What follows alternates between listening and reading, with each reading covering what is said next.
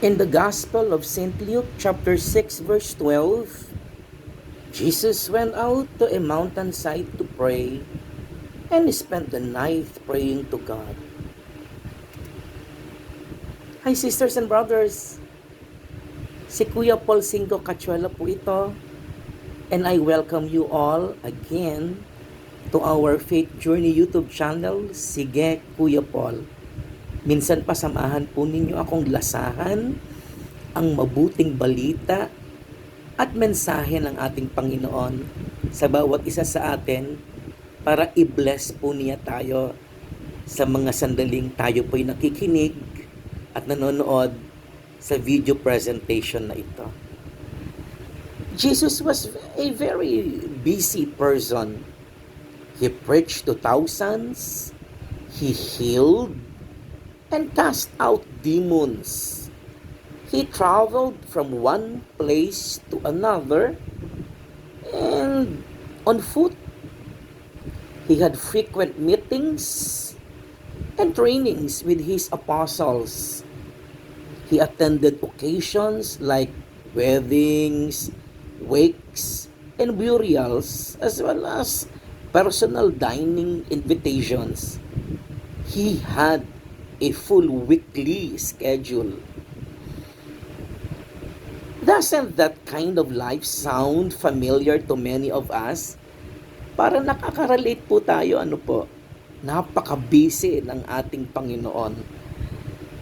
Yet, amidst his busyness, he always had his quiet moments with God. He prayed. He knew that even if he himself is the Son of God, he needed to constantly connect with his Father.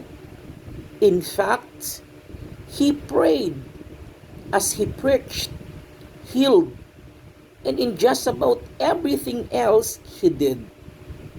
Lagi siyang nagdadasal sa kabila ng sobra niyang pagkaabala. Lagi siyang nagdadasal sa lahat ng mga gawain niya at sa lahat ng mga ginagawa niya. Sisters and brothers, are you too busy? Then the more you need to stop or pause. You need to reconnect and to recharge with the one true source of it all, or you will be drained. Kaya tayo napapagod, kaya tayo nananawa, umaasa tayo sa sarili nating kakayanan. Gawa tayo ng gawa pero hindi tayo nagdadasal. Hindi tayo kumukonect sa Panginoon. Kaya ang katapusan, pagod. At nagsasawa tayo sa mga gawain natin.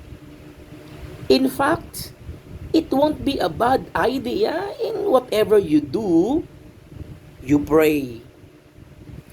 Not only will you be empowered, you will also have more peace and meaning in what you do. Kapayapaan at kahulugan sa ating mga ginagawa. Do it now! Sisters and brothers, matanong ko kayo, do you have your quiet moments with God in prayer? Do you pray even at work? Try doing both today and you will be blessed. Let's pray. In the name of the Father, and of the Son, and of the Holy Spirit. Amen. Father in heaven, grant me the grace to pray more often, that I may connect with you always, and live a more purposeful life with you. Amen. Glory be to the Father, and to the Son, and to the Holy Spirit, as it was in the beginning, is now, and ever shall be, world without end. Amen. And to you, our blessed Mama Mary, we pray. Hail Mary, full of grace, the Lord is with you. Blessed are you among women, and blessed is the fruit of your womb, Jesus. Holy Mary, Mother of God, pray for us sinners, now and at the hour of our death. Amen.